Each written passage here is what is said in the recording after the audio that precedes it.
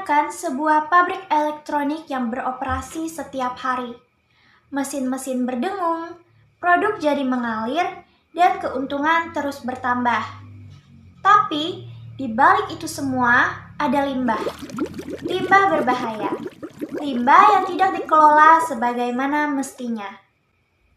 Dan ketika hujan turun, kontaminan itu mengalir, mencemari tanah, air, dan mengancam kesehatan warga sekitar. Pertanyaannya, siapa yang harus bertanggung jawab? Assalamualaikum warahmatullahi wabarakatuh. Halo, perkenalkan saya Nurifah Yunisi, mahasiswi Fakultas Hukum Universitas Lambung Mangkurat. Dalam video ini, saya akan menganalisis pertanggungjawaban pidana korporasi dalam putusan Pengadilan Negeri Cibadak nomor 306 garing pidana khusus lingkungan hidup garing 2025 garing Pengadilan Negeri Cibadak. Sebuah perkara nyata tentang pencemaran lingkungan hidup oleh PT Starkom Gistik Indonesia. Mari kita bedah bersama. PT Starkom Gistik Indonesia adalah perusahaan manufaktur elektronik dan peralatan rumah tangga yang berlokasi di Parungkuda, Kabupaten Sukabumi, Jawa Barat.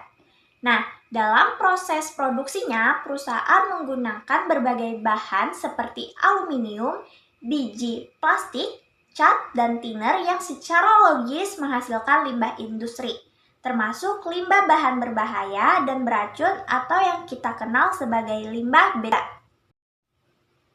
Masalah hukum mulai muncul ketika pengelolaan limbah tersebut tidak lagi memenuhi standar yang diwajibkan oleh peraturan perundang-undangan. Yang pertama, izin tempat penyimpanan sementara atau TPS limbah B3 milik perusahaan sudah kadaluarsa sejak 5 Mei 2020. Kedua, IPAL, instalasi pengelolaan air limbah, yang baru dibuat sekitar Agustus 2024 belum memiliki izin operasional. Ketiga, limbah padat B3 ditemukan di luar TPS, di area yang tidak kedap air, sehingga saat hujan turun, kontaminan ikut mengalir ke lahan sekitar pabrik. Pada September 2024, penyidik dari Bareskrim Polri bersama Dinas Lingkungan Hidup Kabupaten Sukabumi dan Kementerian Lingkungan Hidup melakukan pemeriksaan langsung ke lokasi. Hasilnya, laboratorium mengkonfirmasi adanya kandungan logam berat, tembaga, dan timbal, serta parameter pencemar lain yang melebihi baku mutu lingkungan. Penuntut umum mendakwa PT Starkom Gistik Indonesia berdasarkan Pasal 104 Jungto Pasal 60 Jungto Pasal 116 Ayat 1 huruf A Undang-Undang Nomor 32 Tahun 2009 tentang Perlindungan dan Pengelolaan Lingkungan Hidup sebagaimana telah diubah Undang-Undang Nomor 6 Tahun 2023. Majelis Hakim kemudian menyatakan bahwa PT Starkom Gistik Indonesia yang diwakili oleh Direktur Utamanya Xu Junxiao alias Mr. Zhou terbukti secara sah dan meyakinkan bersalah. Terbukti bersalah melakukan dumping limbah ke media lingkungan hidup tanpa izin. Atas hal tersebut, hakim kemudian menjatuhkan dua jenis sanksi. Pertama, pidana denda sebesar 500 juta, yang apabila tidak dibayar, maka aset korporasi dapat disita dan dilelang. Kedua, kewajiban pemulihan lingkungan terhadap area terdampak di luar perusahaan. Nah, perintah ini penting karena denda saja tidak otomatis memulihkan kerusakan lingkungan yang sudah terjadi. Dan penting dicatat bahwa dalam perkara ini, Xu Chenxiao hadir bukan sebagai terdakwa pribadi, melainkan sebagai wakil korporasi di persidangan, dan hakim tidak membebankan pidana kepadanya secara personal. Mengapa? Maka akan kita bahas di analisis. Inilah inti dari analisis kita, bagaimana pertanggungjawaban pidana korporasi dikonstruksi dalam perkara ini.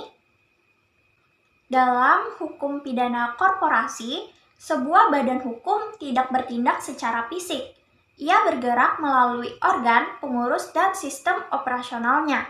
Nah, dalam perkara ini, limbah yang dibuang bukan berasal dari tindakan pribadi siapapun, melainkan dari proses, produksi perusahaan. Pengelolaan limbah yang buruk terjadi dalam lingkup sistem operasional PT Starkom Gistik Indonesia. Dengan kata lain, perbuatan pidana itu lahir dari cara perusahaan menjalankan bisnisnya.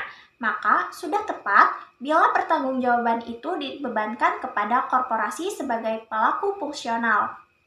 Pasal 116 Undang-Undang PPLH memungkinkan pertanggungjawaban dijatuhkan kepada badan usaha dan atau kepada orang yang memberi perintah atau memimpin tindak pidana. Kunci katanya adalah dan atau. Artinya bisa korporasi saja, bisa individu saja, bisa keduanya tergantung pembuktian. Dalam perkara ini, tidak terdapat alat bukti yang membuktikan bahwa Xu Zhenxiao secara pribadi memberikan perintah untuk melakukan dumping, atau bahwa ia memimpin pelaksanaan tindak pidana tersebut. Maka hakim tidak bisa dan tidak boleh memidananya secara pribadi. Inilah prinsip pertanggungjawaban pidana yang benar. Tidak bisa menjatuhkan hukuman tanpa dasar pembuktian yang kuat. Meskipun pertanggungjawaban korporasinya sudah tepat, ada satu hal yang menurut saya perlu dikritisi. Putusan ini belum mengurai secara rinci aktor internal perusahaan, siapa saja secara faktual menjalankan atau membiarkan pengelolaan limbah yang buruk ini terjadi. Apakah ada manajer operasional yang mengabaikan standar? Apakah divisi lingkungan hidup perusahaan ini tidak berfungsi?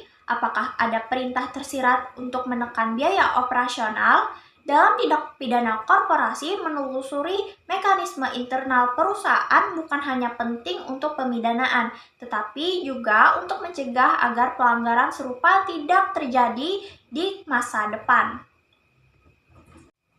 Sekarang, mari kita evaluasi apakah penjatuhan sanksi sudah optimal.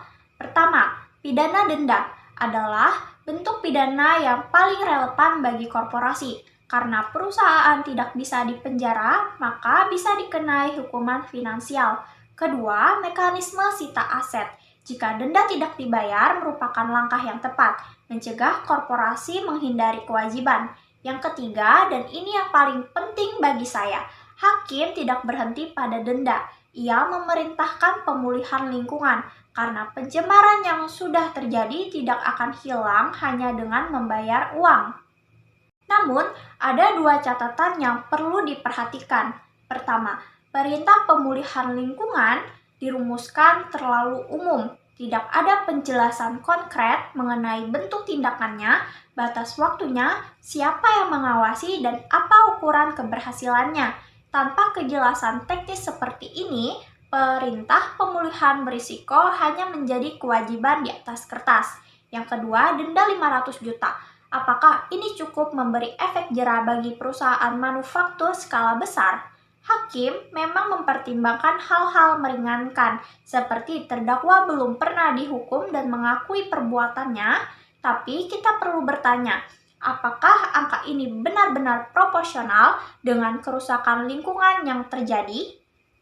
Sanksi yang ideal bukan hanya yang terasa berat, tetapi yang benar-benar mengubah perilaku korporasi dan memulihkan lingkungan yang terdampak.